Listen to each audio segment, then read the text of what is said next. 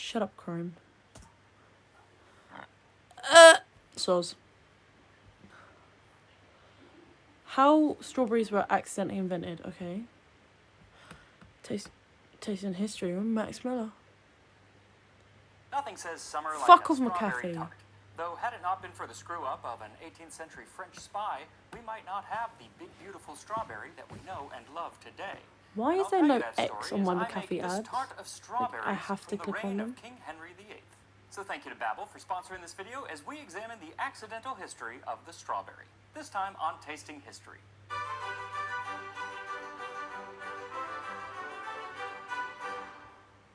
King Henry VIII loved strawberries. In fact, he even used strawberry juice to treat an open ulcer on his leg. Gross. Ew. Luckily for me, this is not medical history, it's tasting history, so, Okay, so I don't have to treat my ulcer. I don't have one. Hey, Instead, I get to do my make a makeup. recipe. It's on here. It's from 1545 during the That's why reign we're of here, Henry guys. VIII from a proper new book of cookery. For to make Shit a tart out. of strawberries, beat and strain them with the yolks of 4 eggs and a little white bread grated. Then season it up with sugar and sweet butter, and so bake it. A fairly simple recipe, but rather different than a modern strawberry pie, which usually has big chunks of strawberries. This is going to be more like a strawberry custard. And part of the reason is that in 16th century Europe, they didn't have big strawberries like we have today. At the time, all the strawberries in Europe were much smaller, about the size of a blackberry. And while they had a similar flavor as the modern strawberry, they were typically much sweeter. I bet This they is tasted partly because better. they grew wild, and wild fruits just tend to be smaller than the cultivated variety. So every June, people would go out Hi, picking Bob. strawberries, where Yeah. it groweth in the woods and greens and shadowy places. And they could usually just be That's picked okay. up off the ground because that's how they grew, You'll kind fill of up, you'll strewn fill up. about the What you ground. got to do next? And that's actually where they likely get their name, strawberry, because the Old English word for them was frühbergen. Even more literal is And the wash your German face word and for strawberry, hands. which is Erdbeere, or earthberry, a word I learned with a little help from today's sponsor, Babbel. Babbel is one of the top language learning apps in the world, and with their short 10-minute lessons, you can get started speaking a new language in as little as 3 weeks. I also love that they have little games to keep things interesting, and podcasts. They're in the language that you're trying to learn, so it just gets the language in your ear and really, really helps with pronunciation. That's especially important when you are getting ready to travel. Like when I went to Austria last year, well, nobody thought that I was a native speaker or anything. I did get a lot of compliments on my German pronunciation. And the lessons prepare you for Right. real-world experiences and interactions, so they're really perfect for if you are getting ready to travel.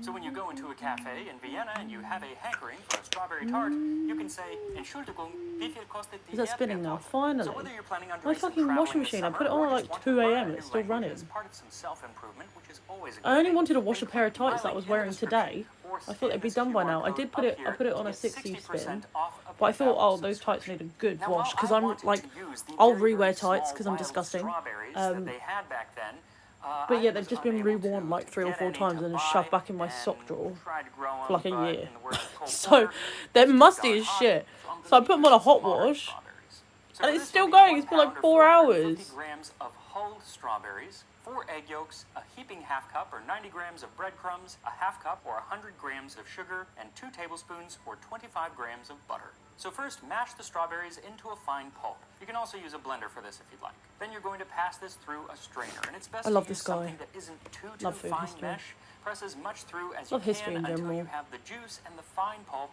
and then whisk in the egg yolks until smooth. How funny? and Oh, then you can't add see the properly. breadcrumbs Like half and my whisk face is orange. until, What well, it's moisturiser not do I gonna get use? smooth. I In just fact, use it's Inky kind of List gritty Peptide at this Moisturiser. point, and I was like, Sometimes well, I that's use weird, face oil as well, but I think it's but I've gonna not been work wearing my out. face Then add oil the because sugar it breaks and down the whisk, fake and tan finally quicker add and the it makes my butter in face little super pieces pale when I'm and tanning. mix. The butter isn't So I've been going to using a completely tanning serum whisk instead in, of my but face that's oil. okay. It'll all melt once we bake it. But the question is, what are we going to bake this in? Because the recipe doesn't actually mention it going into anything, but it would have gone into a crust of some sort, and there is a recipe in this same 16th century cookbook for to make short paste for tart. Take fine flour and a kersey of fair water, and a dish of sweet butter and a little saffron, and the yolks of 2 Okay. eggs, and make it thin and Need a tender bit of as colour. you may.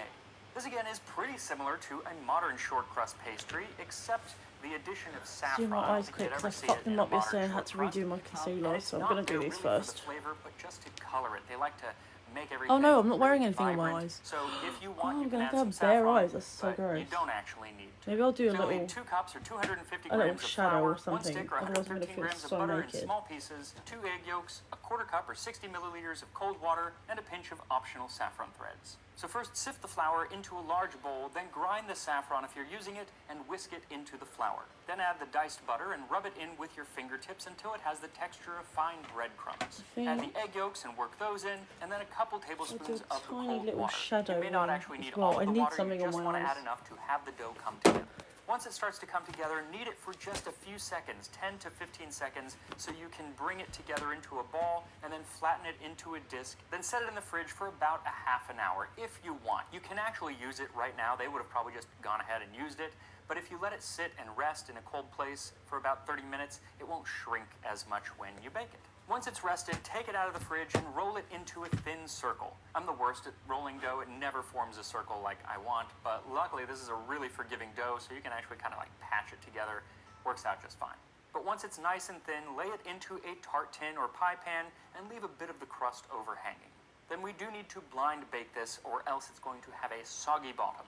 So poke some holes in the bottom of the dough, then line it with parchment and fill it with baking beans. Then set it in the oven at 425 degrees Fahrenheit, 220 Celsius for 7 minutes, then remove it and remove that top crust, make it nice and flat, and then return it to the oven for another 5 minutes or so. And then you can take out the baking beans and keep baking it for another 3 to 5 minutes until it's fully cooked. Then you need to let this cool completely before you add in the filling, and then return the tart to the oven at 350 Fahrenheit, 175 Celsius for 30 minutes. Now this recipe comes from the reign of Henry VIII, King of England, and he did love his strawberries, but he didn't have really old, nothing mate. on the kings of France, because they have ties Don't with let it frighten strawberries you. going It's just back well pipes. over 1,000 years, and it's actually because of one of those really I strawberry know, it freaked me out kings when I of first moved France here too, but it's that we alright. now have the big strawberries that you get in the grocery store rather than the teeny strawberries of medieval Europe. Now to figure out how we got to the modern strawberry, we have to look back at the wild strawberry. Tiny wild strawberries have been around for thousands of years, both in the Americas and across Europe and parts of Asia. Many are sweeter than modern strawberries, but many are also sour, and then a lot of them are just kind of bland. They've always been eaten as a food, but they've also been treated as a medicine, just as King Henry VIII used strawberry juice to treat his open ulcer on his leg. The ancient Romans believed that strawberries could help to cure melancholy and alleviate bad breath. In the Middle Ages, in addition to being a delicious summer treat, they were also often featured in artwork as symbols of righteousness, or, almost conversely, as symbols of temptation or lust. There were many varieties in different colors, including yellow, white, and pink, but most common was red. These red ones tended to be the sweetest and were definitely the most beloved strawberries. As Dr. William Butler observed in the 16th century, doubtless God could have made a better berry, but doubtless God never did. Now the only problem with these strawberries is that while they're easily foraged, they weren't easily gardened. And that's partly because they take up a lot of space. Because they grow along the ground, they require a lot of space as opposed to something that grows on a bush or on a tree. They also will send out these little runners, some varieties, that will create daughter plants, but that's just going to overtake a garden, and then the only thing that you're growing is strawberries. Also, they only put out berries once a year in June, or at least they did at that time, so you're using up a bunch of space and just getting a few strawberries 1 month out of the year. So the people who usually could grow strawberries were the very I'm going to do a wealthy. bare Like eye, King Charles V of France, who was said to have naked ordered eye, 1,200 mostly, strawberry plants to be planted with in a his red royal lip garden. and a thick Now that was brow. in the 14th century, but like I said, the French What, kings darling? have ties to strawberries going even further back. The 9th century king of West Francia, Charles III, or Charles the Simple, was said to have visited Antwerp. Charles the Simple. Can you imagine, like, being a fucking ruler?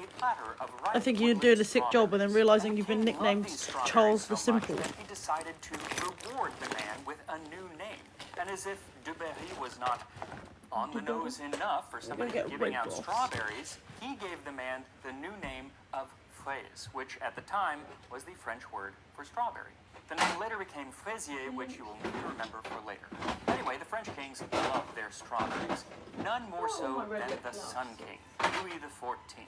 In sketches of his gardens at Versailles from the late 17th century, it shows 4 entire plots set aside just for growing strawberries. And because just eating strawberries in June was not good enough for the one king, somewhere. he had his Maybe I'll do a gardener, red lip Jean-Baptiste liner with de a la clear Quintanille, gloss. develop Maybe a that'll be series of cunt. glass houses and windbreaks which would allow them to be harvested starting in March. He Right, loved where's my strawberries sharpener? so much I saw that it even yesterday when there. his doctor told him that he needed to stop eating them because they made him really gassy, he said no, and still always ate his favorite dish of strawberries in wine. Now, even though the French had figured out a way to harvest strawberries earlier, and both the English and the Dutch had figured out ways to get more strawberries to grow, nobody in Europe had seemed to figure out how to make them any bigger. But that was about to change thanks to one of King Louis's spies. And this is where truth is stranger than fiction, because the spy's name was Amédée François Fraisier. That's the name I said you'd need to remember, because this man was descended from that original strawberry gifting gentleman 800 years before who had got the name Fraisier from King Charles. I mean, it's just crazy. Anyway, this spy was going to be sent to the New World to gather intelligence on the Spanish colonies of Chile and Peru. And in 1712, he boarded a merchant vessel so he could pose as a trader, the better to insinuate himself with the Spanish governors and to have all opportunities Oh, no, I of know where learning my their red lip strength gloss is. and whatever Go with else me. he went to be informed of. Well, he did his spying, and he did it well, and he made some really good maps of the area, but he seems to have actually maybe been even more interested in something else, because in many of his writings from the period, he's talking about the culture, the customs, and the food of the local people who inhabited the area. Two of the groups that he studied were the indigenous Picunche and Mapuche of Chile, who introduced him to a type of strawberry that they had been cultivating for a very long time that was much bigger than the wild strawberries of both Europe and North and South America. They there plant whole fields with a sort of strawberry rushes differing from ours. The fruit is generally as big as a walnut, and sometimes as a hen's egg, of a whitish red and somewhat less delicious of taste than our wood strawberries. So not as tasty and not as red, but you get a lot more strawberry. So knowing how much his king loved strawberries, he packed up 5 plants and took them aboard with him. And when he got back to France, he gave one of these plants to the botanist Antoine de Jussieu for the king's garden. Done brushing your teeth? Done washing your face? They started Done to washing your plant hands? them and propagate them, Yeah? and before long, What's they had next? these Chilean strawberry plants growing all over France. Get The dressed! problem That's was, right. lots of plants, but no strawberries, or at least none that looked like the ones he had seen in Chile. They were all small and misshapen. Something had gone wrong. And what that was that Monsieur Fraisier had mistakenly only brought back female plants. See, the plants were all females. Thank There you. were Whoever said nearby that. male strawberry plants that didn't put out fruit. But since he wanted the fruit, he just ended up taking the female plants. So without any of the male plants, they grew for about 50 years and didn't produce any of the big strawberries. Well, not any. There were some places here and there at different times where all of a sudden big strawberries would grow. They realized that they were getting these big strawberries whenever they planted the Chilean strawberry near to another variety of strawberry, usually the European musk strawberry or the Virginia strawberry from North America. Now, both of these strawberries were absolutely tiny. Thomas Jefferson actually grew the Virginia strawberry, and in his writings, he said that 100 fill half a pint. So they were only about the size of a blueberry, but they seemed to get on very well with the Chilean strawberry. Now, the person who figured out why this was happening, and the person who usually gets credit for discovering this whole thing, was a young man, only 17 years old at the time, who was working at the gardens of Versailles, Antoine Nicolas Duchesne. And he was the first to fully understand this male-female plant relationship that was going on, and he was the first to present King Louis XV, who, like his predecessor, enjoyed a good strawberry. Duchesne presented him a basket full of these big, beautiful strawberries. And over the decades, he worked to figure out how to make these big strawberries more red and more flavorful, be a little bit closer to the European wild strawberry, the Virginia strawberry, which were very sweet. The final product was what he termed Fragaria ananasa, pineapple strawberry, because the perfume of the fruit is closely similar to the pineapple. Today there is a different strawberry, often called the pineapple strawberry, that is not exactly the same, but this original pineapple strawberry is basically the mother of all big strawberries today, or at least most of them. The garden strawberry, which is what you would get at the grocery store in most places, and is what I am using in today's tart, which should be about ready. So after 30 minutes, the filling of the tart should have puffed up nice, and you can take it out of the oven and let it cool completely. And then once it's cool, you can either serve it as is, or you can do your best to decorate the top like a Tudor rose. Nice big fluffy brow. And it kind of worked, I think. And here we are. This lighting is not a doing tart me of justice. Strawberries from Tudor, England. So it actually firmed up really nice. I am curious about the texture with those breadcrumbs in there. I'm not going to have a strawberry on top. I'm just going to have the actual filling. It's a big bite. Whatever.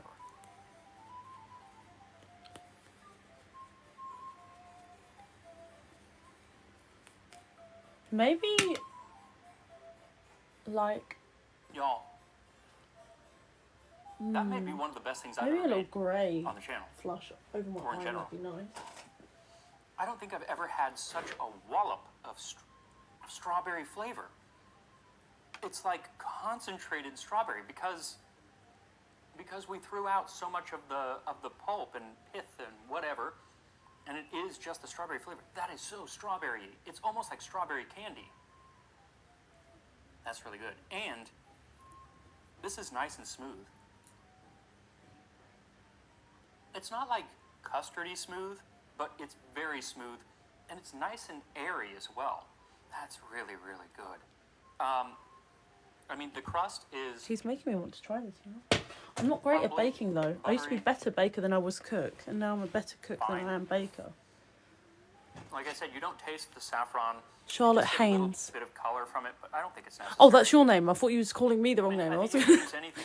The thing is, That is very close. at this period, they often didn't even eat the crust of the tart. They would just eat the filling.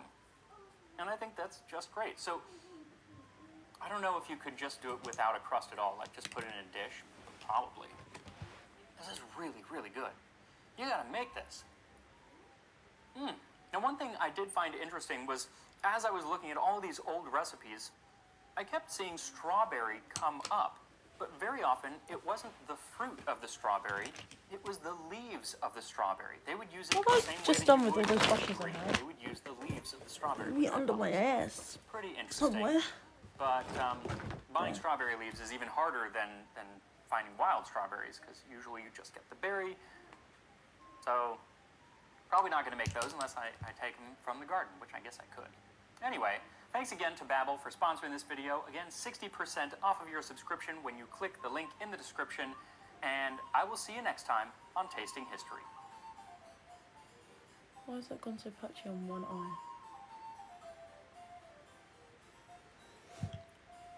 There's a brush.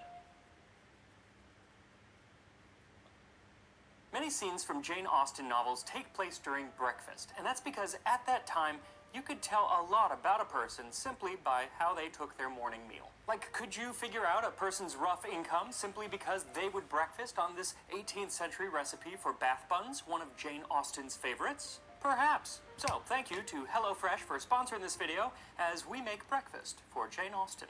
This time on Tasting History. Where is my cupboard? Breakfast in late 18th century and early 19th century England was a pretty basic meal, depending on who was doing the eating, of course.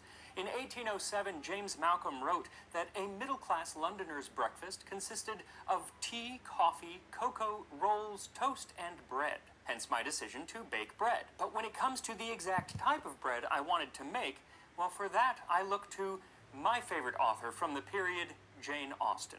In 1801, she wrote a letter to her sister Cassandra saying that she hoped to join her when she stayed in I Bath. love the Admits that perhaps cultural her impact going of would be Jane an Austen books, but I inconvenience find and an added cost reading to Jane their host. Austen But as to so keep the two will be fucking more than of boring. one, I will endeavor to make the difference less by disordering my stomach with bath I did bombs. have And as to the trouble I of found her like accommodating us, diary where there entries are one interesting, or which two is words ironic much because to they're say. probably the That most is to boring say, thing I she's won't ever take up written. much They space, weren't and ever I won't intended eat to be much read. because I'm going to fill up on bread. But I just found them Specifically interesting bath buns. in like a Now, slice bath of life, buns, sometimes life kind of called way. bath But cakes, like, are not to be confused with the light and fluffy Sally yeah, I Lunn bun, cannot. which was I one of the thought I'd first really things that I enjoy made Pride and here on the Prejudice. channel, and the I first did not. recipe that I made sure to include in the Tasting History cookbook. Now, they do have similarities, but the Sally Lunn bun is really just a brioche, a wonderfully delicious brioche bread, whereas the bath bun You're so beautiful. is Thank usually you. sweetened quite a bit and has caraway for flavoring, or did have caraway for flavoring. Today, they're usually made with sultanas or raisins or currants or other fruit.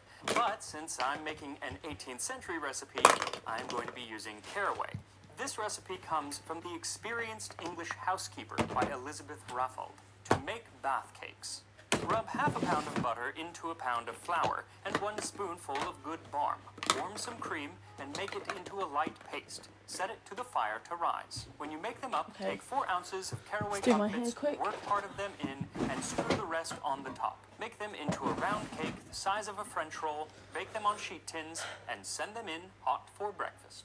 So many later recipes start to reduce the amount of butter and instead add egg to make it more like a fluffy brioche. Though there is one recipe that actually doubles the amount of butter, and that's by John Farley in 1783. And what's interesting is that is the only real change that he makes to the recipe, because the rest of the recipe is the exact same as Elizabeth Raffald's. Except that when Elizabeth Raffald ends saying, send them in hot for breakfast, Farley adds, or at tea in the afternoon. But with the addition of that, it's practically an entirely different recipe, right? So you can have these at breakfast, you can have these at afternoon tea, but you can't have them at dinner. No bath buns for dinner. Instead, you should make a delicious meal from today's sponsor, HelloFresh. HelloFresh delivers farm-fresh ingredients to your door, and to cut down on prep time, they pre-portion all of the ingredients so you can get right to the cooking. These will come out They really have over good. 45 different options to choose from every week, including vegetarian, pescatarian, and calorie smart. They even have a line of quick and easy meals for those nights when you're just a little hangry and don't want to spend too much time cooking. Last night, I made the chicken sausage spaghetti bolognese, and in only 30 minutes, I was seated on the couch enjoying my pasta. But it's not just dinner, because HelloFresh now offers breakfasts as well, like the turkey sausage and cheese egg bites, so you can always start off your morning right. And right now, if you visit HelloFresh.com or just click the link in the description and use my code TASTINGHISTORYFREE, you will get free breakfast for life. 1 free breakfast in every box as long as you keep the subscription active. That's code TASTINGHISTORYFREE for free breakfast for life. And maybe I can even convince them to add these bath buns to their selections. But until I can get them to do that, you'll have to make them yourself. And for that, what you'll need is 1/2 pound or 226 grams of butter, 1 pound or 450 grams of bread flour, 3½ teaspoons or 10 grams of active dry yeast, 1 teaspoon of salt, and 1 cup of cream. Now, there is actually one more ingredient in the recipe, but you are unlikely to find it here in the 21st century, and that is the caraway comfits.